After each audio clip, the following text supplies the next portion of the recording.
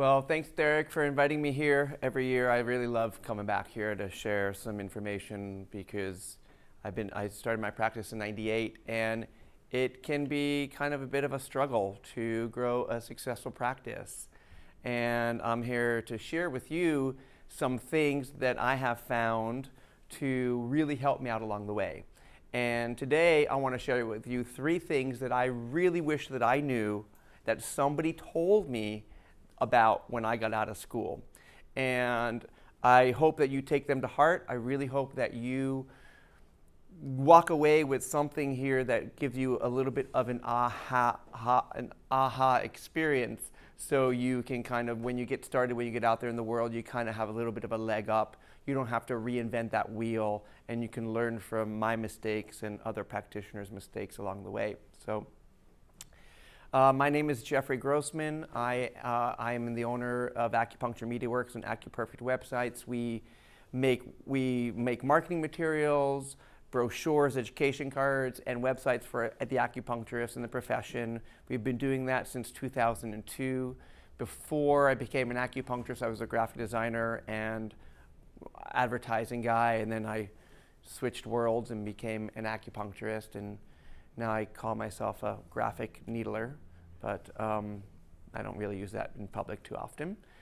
But I founded Acupuncture MediaWorks in 2002 out of my own need to figure out ways to keep patients and attract patients and to keep them in care and what to do when they fall out of care.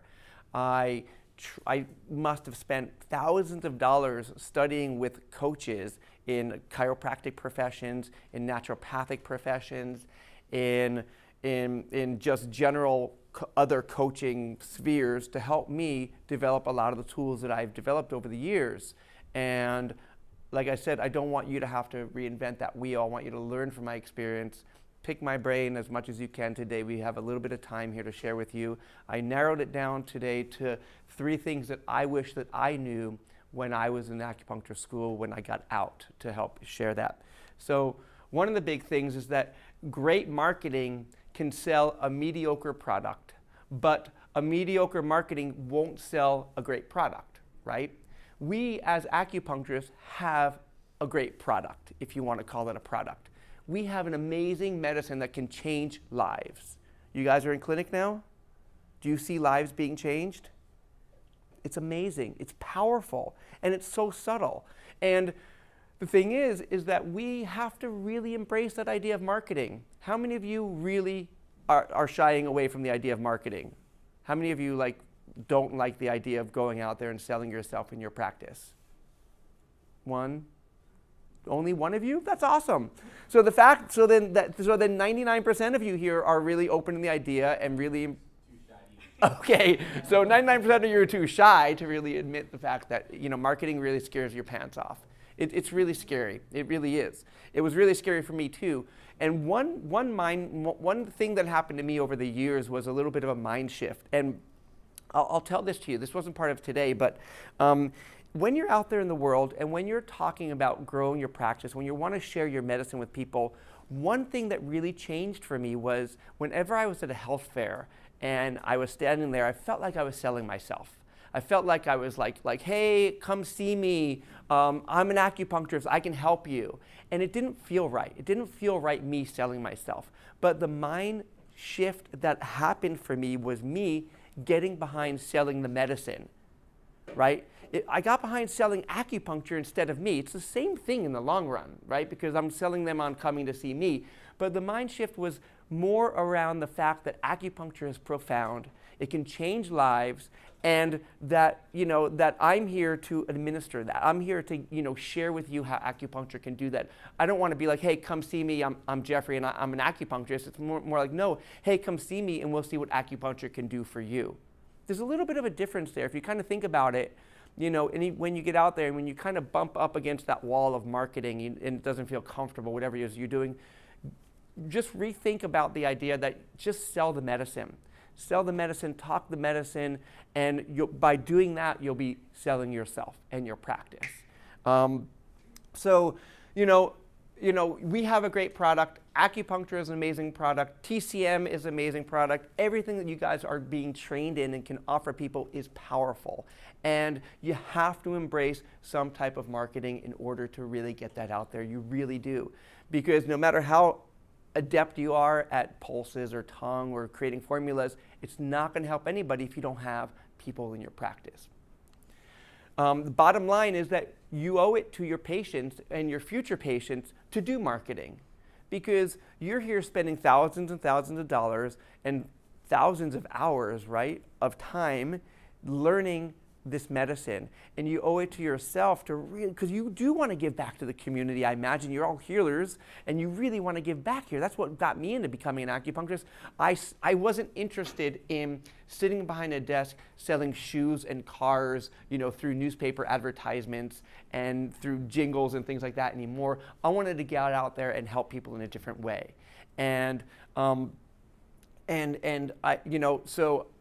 so that really allowed me to kind of get behind the idea that I really needed to market my practice. We love acupuncture. Your patients who are finding some great success love acupuncture. So we owe it to not only ourselves, but to them and the communities that you guys are going to be reaching out towards to really embrace the idea of marketing. And it doesn't have to be marketing or selling yourself. It could just be really sharing the power of this amazing medicine. One thing that I've come up with over the years, I've been in practice since '98. I went to the New England School of Acupuncture in Boston, and is coming up with a monthly marketing schedule. And each month, you should have a minimum of 3 things going at once. Now, that could be doing a network event, a healthcare class, or a new patient orientation class, or a report of findings. How many of you are familiar with a report of findings? None of you? Okay. Some type of a health fair, some type of a screening, some type of a talk, some type of an event that attracts people into your practice, like an acupuncture happy hour or a 2022 technique. And I'm going to talk a little bit more about all of these a little bit later, and sort of some type of word of mouth marketing on a regular basis. So each month, you really need to have at least 3 type of internal and or external marketing activities going on at once, okay? So it could be, one month you could be doing a healthcare class and a screening and maybe doing a networking event. Maybe another month you could be doing a talk for a fibromyalgia support group. And then maybe, you could be having an acupuncture happy hour event or things like that. But you need to really figure out what works for you. How many of you like to talk and do presentations? A few of you. How many of you are in Toastmasters? None of you. How many of you do want to talk, but it scares the crap out of you? Join Toastmasters. Really, seriously, join Toastmasters. Check it out. It's an international organization. It changed my life. Not only did it allow me to be up here in front of you and feel pretty comfortable, it really gave me that confidence of getting up there, talking to people, but it also gave me multiple turnkey presentations to give to the public, because I did a talk to them about fibromyalgia. Awesome. I get to talk to them about back pain. Awesome. And I also got clients out of it. I must have gotten, I was in this Toastmasters group for 3 years. I must have gotten 18 clients and referrals over that time just from that group. Not a lot, but still, it was, when you're starting your practice, if you go in there and, I was terrible at presenting. I was terrible at coming up with a speech, but the group was really warm. They were really welcoming, and I stuck there for 3 years.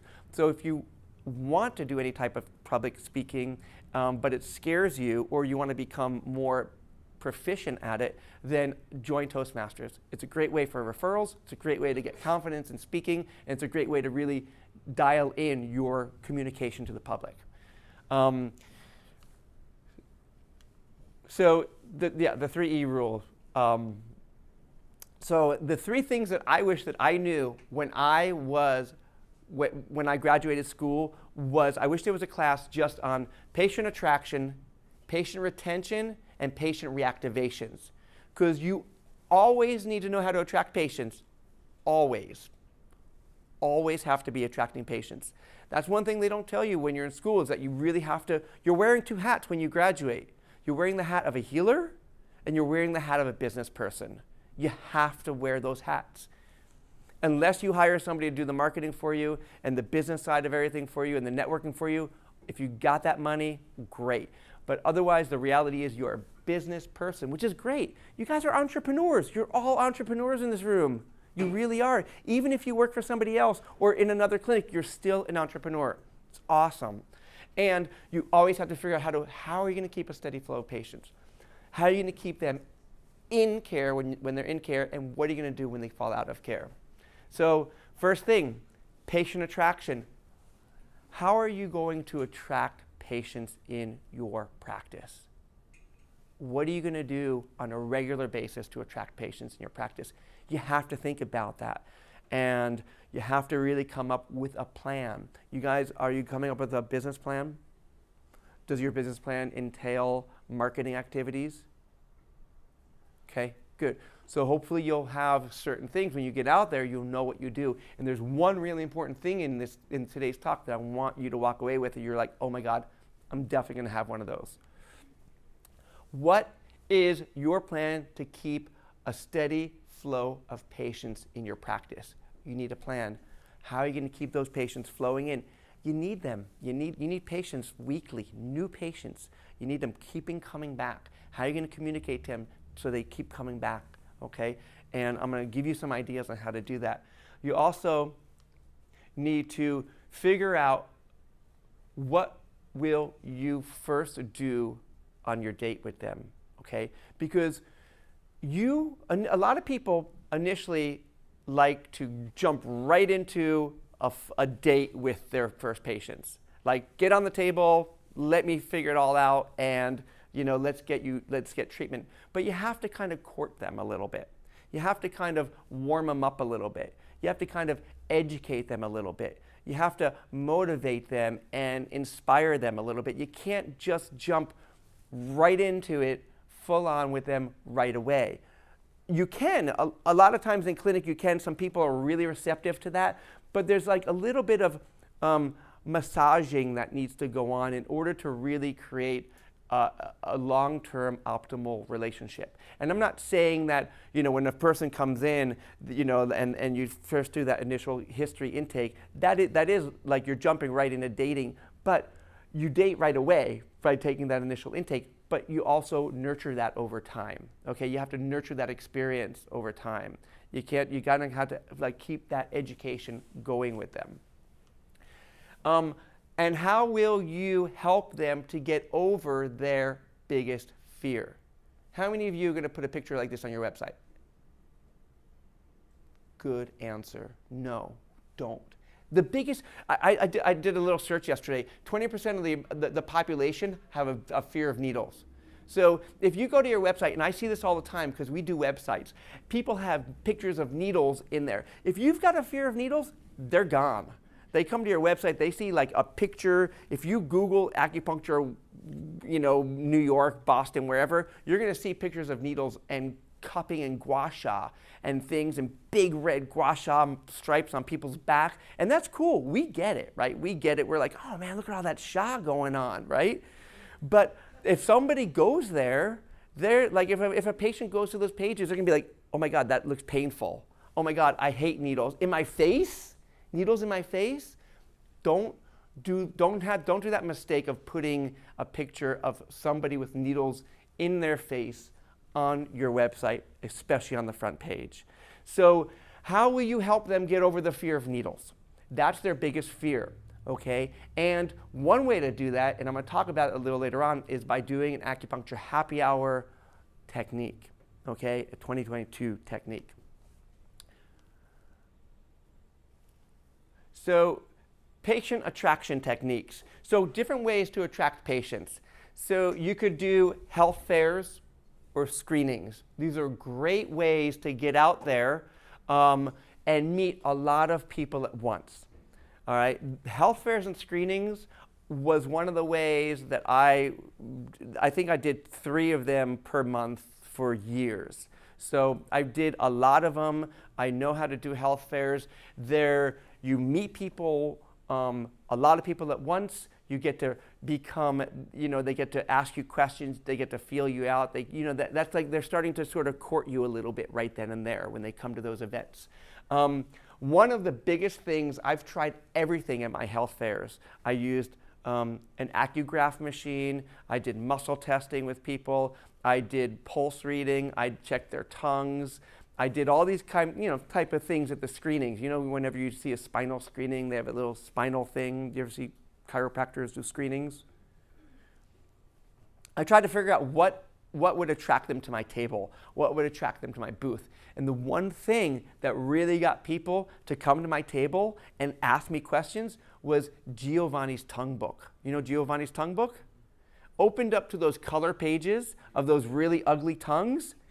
Everybody, I think people just started coming to my table. That picture, that book alone really, I tell people, I spent like $1,500 on the Acugraph machine, which is an electric meridian tool, and I used it specifically for health fairs. So people can go there and they can see like bells and whistles and computer graphs and cool stuff going on. It's helpful if you want to use that in your practice. It's helpful.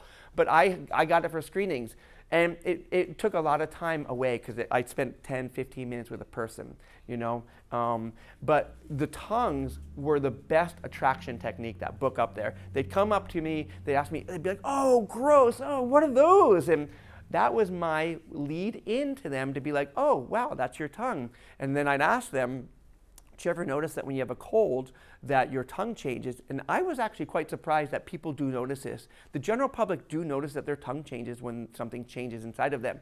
And I let them know that, well, as an acupuncturist, one of the diagnostic tools that I use is the tongue.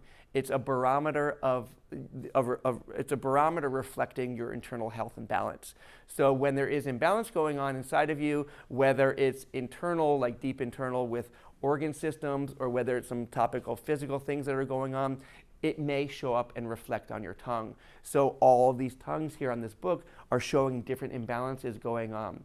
And then then that would lead me into kind of communicating with them a little more, about, and then eventually getting them to come into my practice for an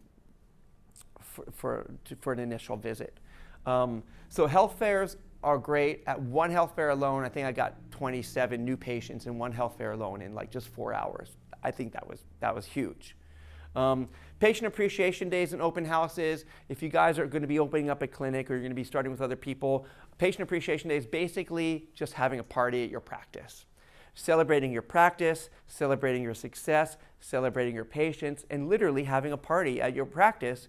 It could be themed around a holiday. It could be themed around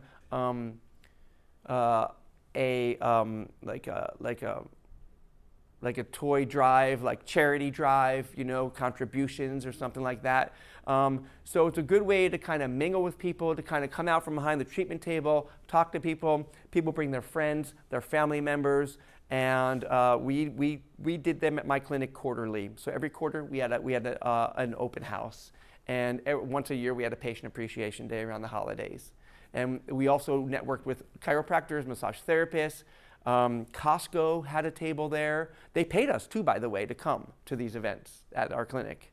And we had a naturopath, we had an eye doctor. So we turned it into an event. We didn't just turn it into like just me, like with some tea around and some chips.